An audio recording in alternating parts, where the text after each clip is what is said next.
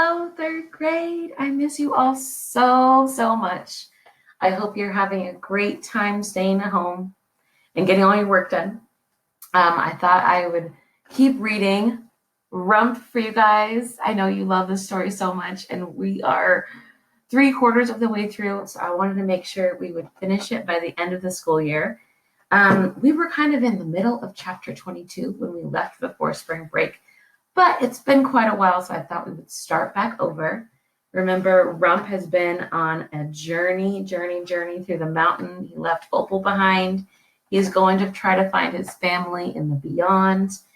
If you want to pause right now, and if you want to grab any of their family or let them know what's been going on in our story, that's fine too.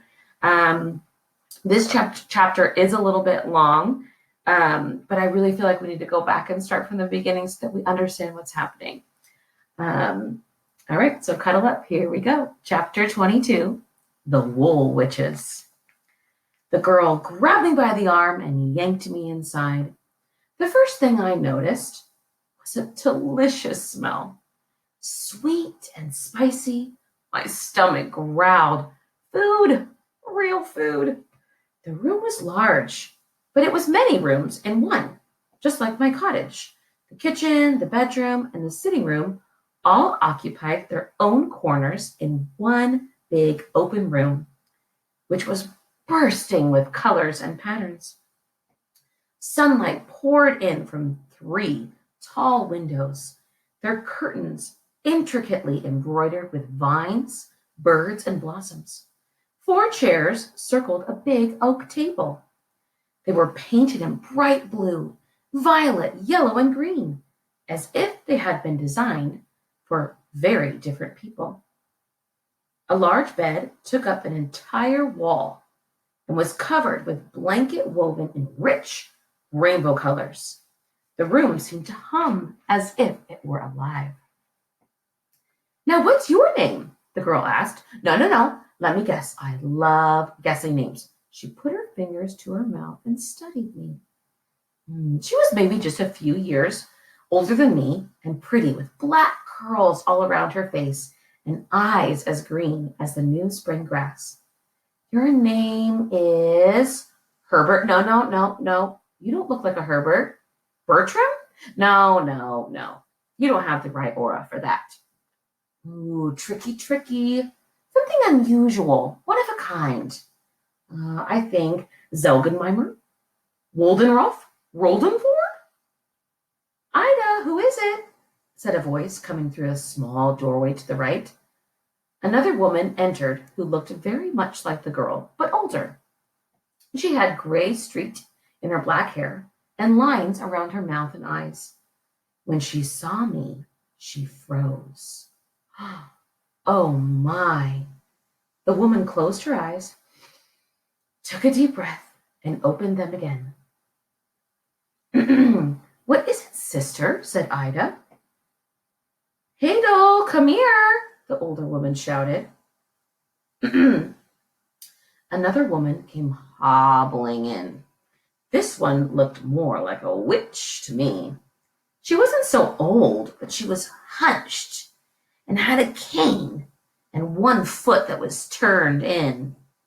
Her face was lopsided, one eye squinting, while the other eye wide open. Her mouth was pinched and cross, but when her big eye was level with mine, her expression softened and her mouth hung open. Do you see it? Said the second woman. See what? Said Ida. Anna, said the lopsided witch. Anna was my mother, I exclaimed. Ida gasped. It was as if they had all been frozen by some spell, shocked into silence. I felt like an idiot. Finally, Ida broke into a laugh. Nephew! She rushed to me and crushed me against her, which might have felt comforting if I could breathe. When she released me, she squeezed my cheeks between her hands and said, Isn't he beautiful? Our nephew, sisters, Anna's son. Who could have ever known? The second sister blinked and came to me. She reached out a finger and lifted my chin. He looks very much like Anna, doesn't he, Hadel? Hadel finally broke from her stupor as well. But she didn't come to me. She paused, looking me over with her big eye, and grumbled, I don't see it as something to rejoice over. She hobbled out of the room, and Ida's cheerful face fell, and her older sister looked at me with a surprising frown. This was a mistake. They didn't want me here. I shouldn't have come. I took a step back, but Ida caught me by the shoulder. Oh, don't mind Hadel, dear nephew, said Ida. She's always been crabby. This is Bathilda. We are so glad you came to us. And you can call me Auntie Ida. Come and have a cut. Ida, we know nothing about this boy, Bathilda cut in. Where he came from, how he found us, or even what his name is. His name? Ida's face darkened. I've been unable to guess it. So curious. I'm usually spot on. I looked between them. I was so tired. The idea of trying to explain my name and everything else overwhelmed me. I didn't really want to see the look on their faces. My name is Robert. Bathilda furrowed her brow, confused. Well, said Ida, looking disappointed, I never would have guessed that.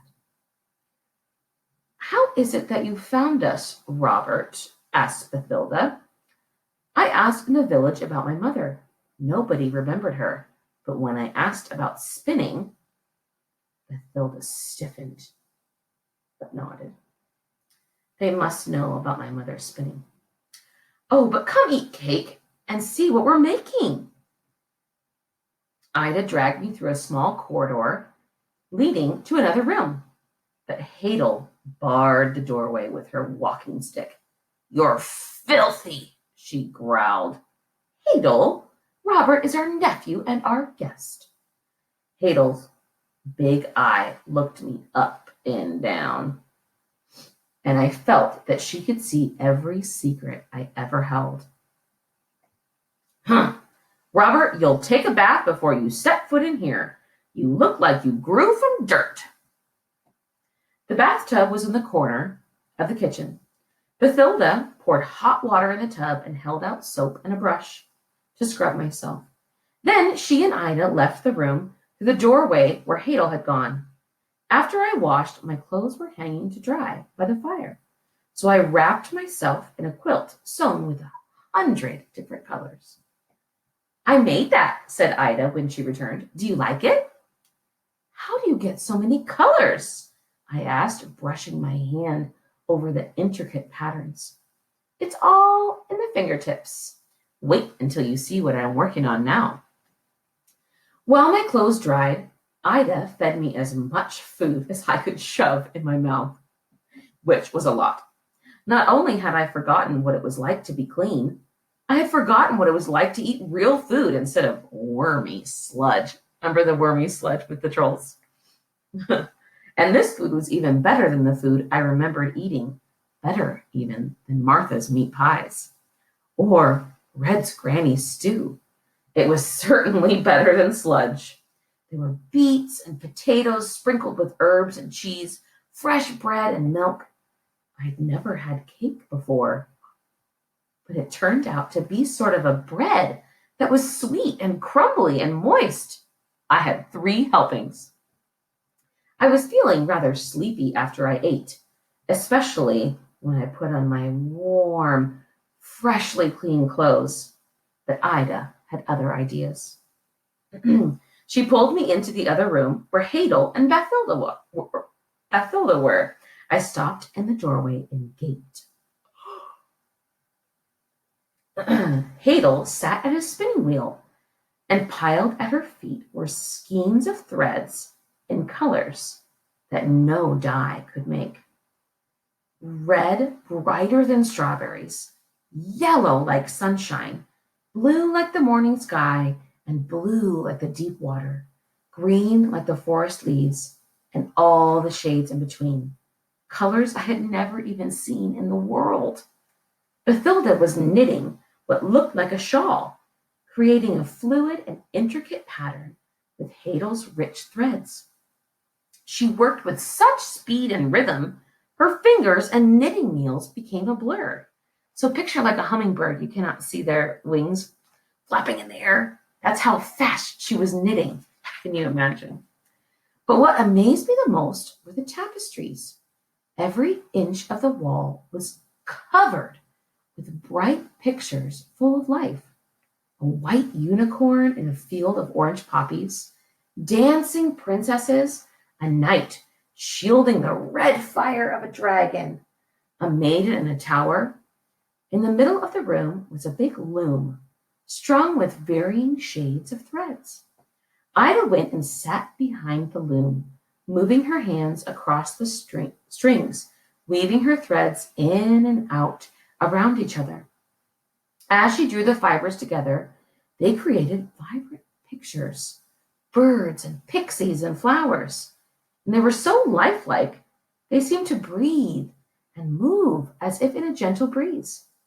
Surely this was magic. Magic like how I spun gold, and how my mother had. As I watched, I had a tingling sensation in my toes and my fingers and my head and my chest. This was where everything started, where I started. Sorry, I lost my place. Oh, it all began with my mother, and she began here. How does it work? I asked. Enchantments, Ida said with a thrill in her voice. Magic! Ida, said Bathilda. It sounded like a warning. We do more of our own work than the magic does, said Ida. We just allow enough enchantment to give the fibers a nudge. You're nudging a little hard there, don't you think?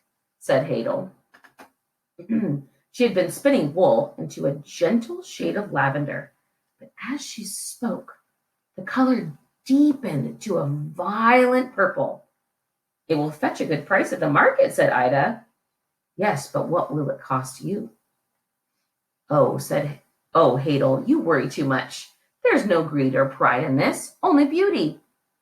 Hadel glared at the tapestry, but continued with her spinning. And as she fell back into a rhythm, her threads lightened back to a lavender. Can you only change the color of the threads? I asked. Or can you change what they're made of? A little, but not too much, said Hadel. I would never be foolish or greedy. She eyed me again. I felt that she could see right down inside me to the foolishness and greed that had gotten me into so much trouble. Hadel is very cautious, said Ida. We would all do well to be cautious, considering what happened to his mother. Hadel said, nodding toward me. Bathilda put her knitting down. Hadel, it could happen to anyone. Anyone foolish enough to be so greedy. Anyone can be greedy, said Ida. Clearly, said Hadel. Excuse me, I said, but I never knew my mother. Oh, you poor thing. We're being so insensitive, said Ida. She dropped her work and rushed to comfort me. No, it isn't that. It's just, well, I hardly know anything about her. I knew she was from yonder and that she could spin. Her spinning wasn't like other people's. But how was she foolish and greedy? The three aunts stopped what they were doing and exchanged cautious looks. Did she make any of this? I asked, pointing to the tapestry and yarns. No, said Bathilda. She traded everything she made, including her soul, mumbled Hadel under her breath. Hadel! Gasped Ida. Our poor nephew. Well, he's poor because of her. Don't you think he has a right to know? They all fell silent. Bathilda and Ida stared at the ground, but Hadel watched me, her big eye twitching. I know about her spinning, I spoke up again. dancing around the questions I most wanted to ask. I wanted to know what had happened to my mother. I wanted to know if there was anything that could be done about my problems, but I couldn't decide how much I wanted them to know about me. I know that she could spin valuable things. Will you tell me what happened to her? Greed, said Hadel. Greed and magic sucked her in and spun her to death. Hadel, be sensitive, said Ida. It's the truth. You were too young to understand. Ida opened her mouth in protest, but Bathilda cut her off. She was a fine spinner, said Bathilda in a gentle voice, finest there has ever been in yonder or anywhere. Not so fine considering, said Hadel. Bathilda glared at Hadel and began again. I will say she was unwise and a bit overly confident, even though she was a fine spinner, and that is where the trouble began. You see, Robert, in our work, we must balance the skill of our own hands and the magic we use to transform the threads. She held out her knitting as if to show me.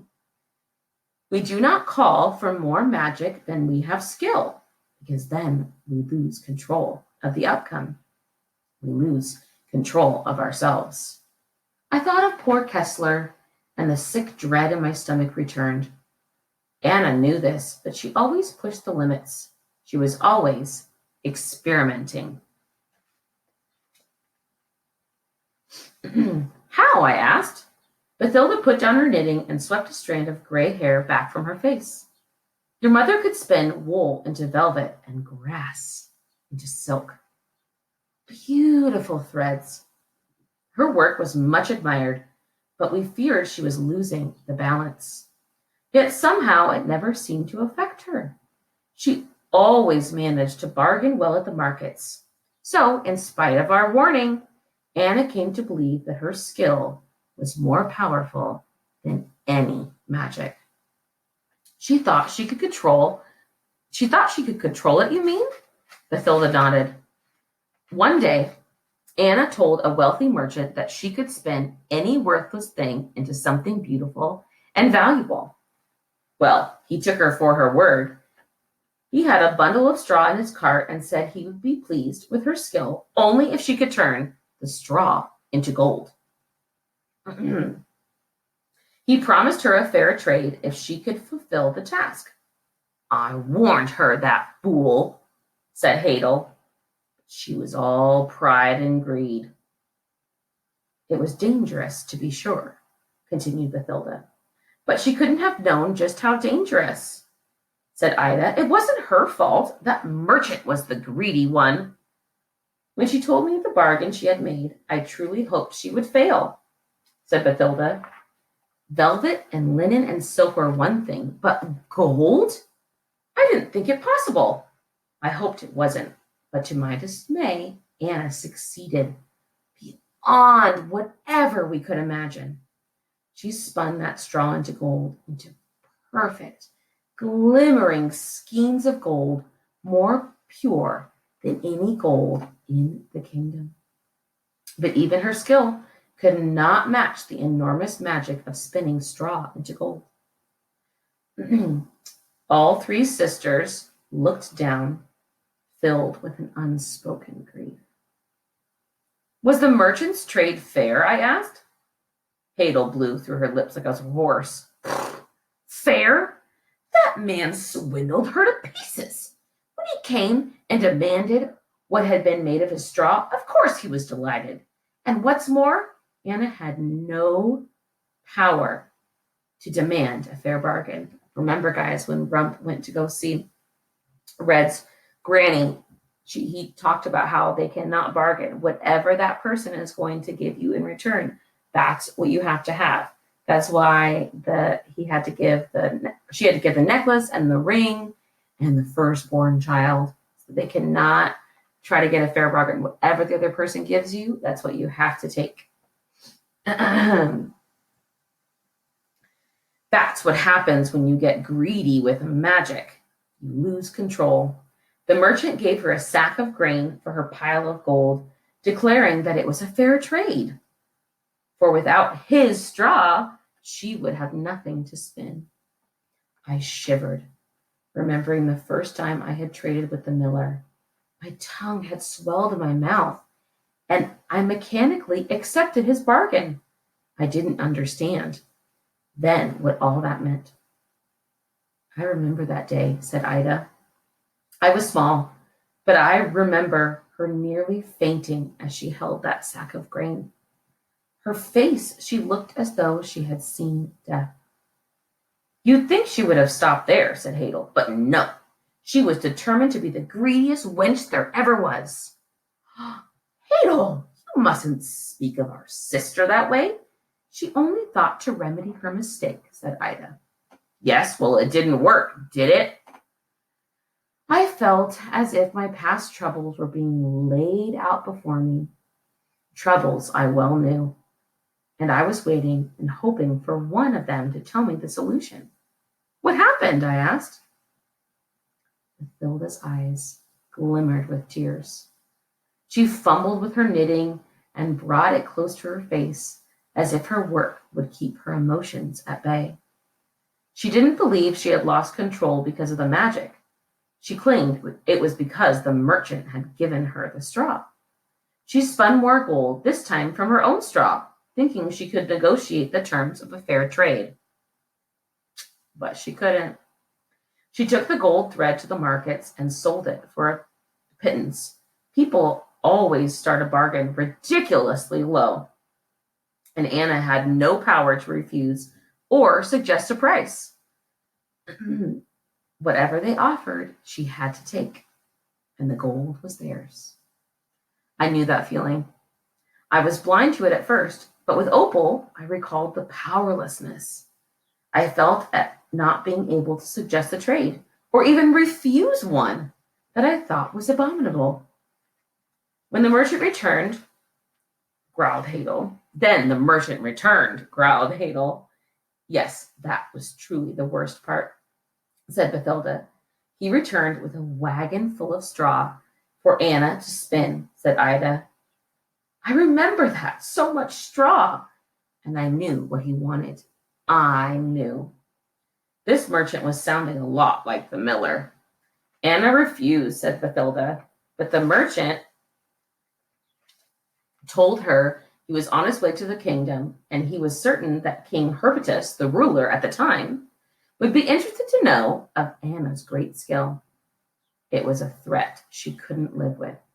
Anna was so fiercely independent, and she knew that any king would want her to use her skill for his own gain. So she spun the gold for the merchant once more, and for payment, he gave her a new spinning wheel so that she might spin for him on more occasions. Rumpel, said Hadel. She was locked in a rumple then. Her voice was so soft I almost didn't hear her. What? She was locked in a what? Rumple. That's what we call our own work sometimes. It means wrapped or trapped in magic. We wrap our work in magic. Only your mother did it to herself. She spun herself in magic. So tight, it killed her. Oh, Hadel, that's ridiculous, said Ida. A person can't be wrapped in a rumple. And I'm sure Anna didn't spin again once she left. She probably died in childbirth. She died right after I was born, I said. See? You think that, Ida, if it gives you comfort. But I say, once you become unbalanced in the magic, Rumple grabs you and spins you fast and tight so that it's impossible to get out. It suffocates you. She was never free of it. No matter what she died from, a Rumple never lets go. Hadel fixed her crooked gaze on me until a chill ran up my neck and through my bones. What happened then? I asked. She knew the merchant would never leave her alone. said Bathilda. So she ran away that very afternoon. She told no one where she was going, and she took nothing with her but the wheel from the merchant. I begged her not to go, said Ida, as she wiped tears from her eyes. I ran down the road crying for her. I waited outside for days for her to return. Ugh, I'd like to wrap my thread around that merchant's fat, greedy neck. She twisted the threads in her hand. The last we heard was that she married a man from far away, and she died shortly after from an illness. We never knew she had a son. They kept talking, but their words faded from me. Rumple? Was that what my mother had named me? Because she was trapped in magic and knew I would be too? It made sense to me, but it didn't bring me any comfort. I didn't feel like more of a person, smarter or bigger like I always hoped I would. I felt smaller and more alone than ever. Come on, Robert, you must be exhausted. Ida pulled me to my feet and led me into the kitchen.